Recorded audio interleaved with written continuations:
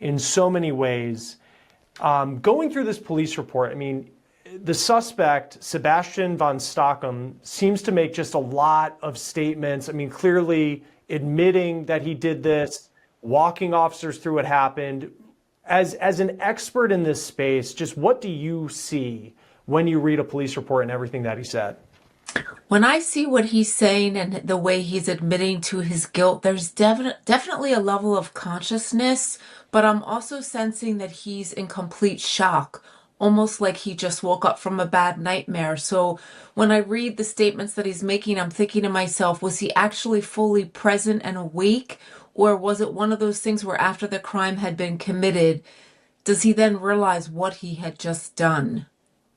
What happens now where clearly you have these statements? How do you figure out whether or not in that moment he had an episode or if it was something that, clearly he knew what he was doing when he did it? This is where we would definitely need him to get a full psychological and psychiatric evaluation. There are so many questions that I have as I'm reading the story about what was going on inside of this guy's mind. What's his backstory? What was his relationship like with his mom? Is there any type of background in the family? Do other people in the family or have other people in the family been diagnosed with things like schizophrenia, different types of mental health disorders that left untreated could lead to such horrific consequences? Because on one side, he makes these statements where he talks about using a hammer. It's difficult to, kind of think about that. And, he says, I did it, she's dead. He makes these types of statements. But then it also stood out to me, he said something like, I've been a failure since the beginning. The pressure is breaking me.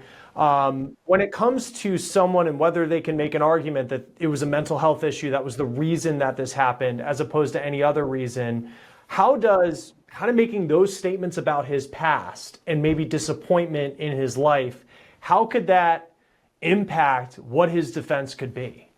So the thing to keep in mind is if he's going to plead insane, he would have to show the court that he had no wherewithal, no understanding of what he was thinking, what he was doing, the fact that he clearly has mental health issues. And again, I've never met him, but when he talks about that sense of failure, sounds like he's someone that has such low self-worth and self-esteem. It's clearly possible this is someone who has a plethora of mental health issues. Was he insane when he committed the crime? It's hard to say, because one of the questions that I have is when he starts to go after his mom and he sees that he's harming her, does he not see whether she's screaming out in pain or there's blood flying all over the room? Does he not actually see that? Or is there something going on in his brain that says to him, you should keep doing what you're doing, and then he wakes up out of like what feels like a nightmare and realizes what he's done? So there's so many different types of mental health issues that someone can have that can lead to this type of behavior. What we need to find out is what are his actual mental health disorders? What is his diagnosis? Does he have any type of history of violence? Clearly, from what we're reading, there's no history, but that doesn't mean that he doesn't have a history. This feels like a case of someone who got lost in the crowd, someone who may have been displaying warning signs that there's some severe mental health disorder, but because we don't have any record of that, no one has ever intervened.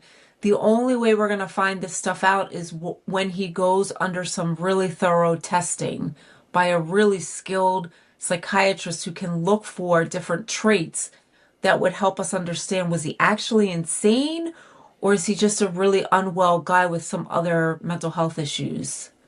When it comes to like an insanity defense, and let's just say that he is diagnosed with some sort of disorder where there's been examples of violence, and we don't know that, but is that enough for the insanity defense, or does it have to be specific evidence in that moment that he was insane, as opposed to he struggled with these issues for years and maybe there's some anecdotes along the way? I mean, what is, actually being able, in what will be a murder case, if this murder trial, if it gets that far, what would actually need to be proven to get him that defense? From what I understand, he would have to be proven that while he was committing this act, this horrible act, that he was truly insane. That's going to be difficult, and that's something that I would imagine his defense team is going to want to pursue. But even if he had delusions, hallucinations, even if he's diagnosed with something where there's psychosis involved in the diagnosis, in order for him to be able to plead guilty by or innocent by due to insanity, they would have to show that during the actual crime that he committed against his mother, that he was insane in those specific moments. I'm sure the prosecution and the defense, I feel like in a lot of trials you'll see, I mean, clearly the prosecution is going to bring in an expert that will support their theories, and then the defense will find someone that will support their theories. When it comes to diagnosing someone and looking at these statements and looking through and seeing whether he actually has a credible mental health issue that can be used in court, who's the person that decides what that is? It's going to be a really skilled psychiatrist, but again, keep in mind, it's not just the psychiatrist, it's the testing that will be done. That's what's going to help us find the answer. So when you're working with maybe a forensic psychiatrist or someone who's really skilled at working with people with severe mental health issues like schizophrenia, bipolar disorder, they will know what questions to ask, what testings to give to him in order to really determine, is this a case of insanity or is this a case of someone who's unwell? So it's going to be very important that they find the prosecutors, the defense team, they're going to really need to be mindful about who's doing the evaluating. It's never just one person that gives the opinion. It's the information we get from the defendant along with the skill of a psychiatrist that helps us to come to a conclusion. Is even someone being unwell, let's just say he did know what he was doing in that moment, but clearly to do something like this, something is wrong. And there's some sort of challenge he dealt with in his life, to sadly, allegedly take the life of his own mom. But how could him being unwell and having those issues still play into his defense? How have you seen, in terms of whether it's bringing in an expert who can talk about these challenges, how that could potentially be something, if he was to face a jury and they're making a decision, that it could at least be something on his side? I think because clearly the state is going to just have so much evidence in this case against him that.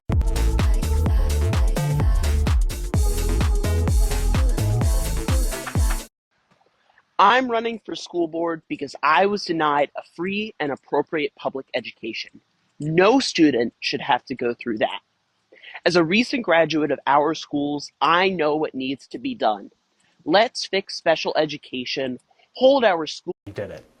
I mean, it's a case where if he's not found insane, he's going to get charged with murder. Where it comes into play is when we're in the sentencing phase and the judge or the jury, depending on the state, has to decide the level of punishment, the mitigating factors, the things that the judge will mandate for him if he is sent to prison. The jury will have, I would imagine, some empathy or sympathy for him if they find out that, yes, he truly does meet criteria for major depression or antisocial personality disorder, these different things. But if they can't find him insane, he's going to be sentenced to prison. It's just a matter of how well the judge understands the mental health issues, if that's what we find out as part of this, or in the case of a jury, if they have a say in the level of sentencing. These are all factors that I think will determine how long or how long someone will be sentenced to prison, how severe the sentencing will be. But Chris, this is one of those situations where it's almost like it's too late. He committed the crime. His mom is gone. We're going to also need to hear from some of the other family members. I would imagine that will be part of the case to find out more about Sebastian's backstory and what else comes into play before the crime was committed. And I know he has no prior criminal record. He's only 20 years old, recently graduated high school. New Canaan, Connecticut's a very nice town, not a lot of crime. So this is a very shocking place for all of this to happen. How common is it that someone who maybe is struggling with some sort of undiagnosed issue, and we don't know a lot about his mental health history at this point, but again, no criminal record to our knowledge, nothing has come out that there was any sort of issues in the past other than him just being socially awkward in high school, which could describe a lot of kids who are in high school. I mean, how common is it that someone can go from never being in contact with law enforcement, and then suddenly you're in a situation like this where he is accused of just such a horrific crime against the person he lived with, which was his own mom? I mean, again, this is when I think about some of the stories around gun violence, teenagers going into schools and shooting kids, teenagers committing crimes against their own parents. I don't know the statistics. I can't say to you this is how often it occurs, but I can tell you this. When we have a teenager or young adult who's suffering with any type of mental health issue, and there's any form of suicidal or homicidal urges and nobody knows, this is the risk that we take. This is the outcome. And these are the types of stories that I hope wake up communities and really remind people that mental health issues are not something that we can see. Just because somebody hasn't gotten in trouble with the law or has no history of therapy or suicide attempts or committing crimes doesn't mean that every single person that's living on that street in that neighborhood is well. So this is where awareness, education about mental health, and the idea that if we ignore mental health issues and we sort of minimize the fallout that comes from them not being treated, these are the stories that we're going to be continuing to talk about. Yeah, and I know that there's been a few that we've done on this show, and I think of the people who, like in this case, Laura Williams. I know her brother had said that she supported her son in everything he did, but they would get in arguments about what he was doing with his life and et cetera, and just the danger of living at home with someone who might have an undiagnosed mental health issue. Maybe we don't know, and unfortunately we'll never know just how much, I guess, knowledge she had about the issues that her son was dealing with. There is this, and I know I passed this over to you, this Roomies website, which is like Tinder for roommates. If you're looking for a roommate, and then he has this profile here, and just the description was a lot to take in, and I think you can see, and this is my unprofessional opinion, of just someone struggling here, and it's maybe social awkwardness. He talked about using cannabis. And that was really the only, kind of this self-medicating with cannabis, big into video games. Just what do you take away from, if you're looking for a roommate and then that's the description? I mean, it's certainly something that stands out to you. So what stood out to me, and again, I read this after I heard about the crime, the last paragraph, when he talks about how he could have gone on for pages and pages, and then he says to his audience, you can stop reading now. I almost felt like I was picking up on some type of emptiness, some type of loneliness and insecurity. It definitely stood out to me.